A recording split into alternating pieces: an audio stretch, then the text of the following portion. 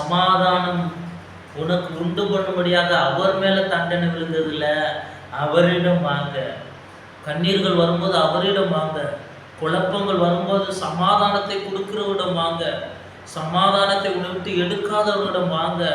அவர் உனக்கு சமாதானத்தை தருவார். கஷ்டங்கள் வரும்போது, பிரச்சனைகள் வரும்போது, மன அழுத்தங்கள் வரும்போது, கவலைகள் வரும் பொழுது அவரிடம் கடந்து வா. ஏனென்றால் மலைகள் விலகினாலும், நீ மலை போல நம்பி இருந்தவர்கள் விலகினாலும், பர்வதங்கள் நிலை பெயர்ந்தாலும், அசைக்க முடியாதபடி இருந்தவர்கள் நிலை பெயர்ந்து உன்னை விட்டு மாறி போனாலும், சமாதானத்தை கொடுக்கிற தேவன், கிருபையை கொடுத்த தேவன், கிருபையை உன்னை விட்டு விலக்க மாட்டேன்னு சொன்ன தேவன், சமாதானத்தின் உடன்படிக்கையை உனக்கு வைத்த தேவன், உன்மேல் மனதுருகிற தேவனிடம் கடந்து வாங்க.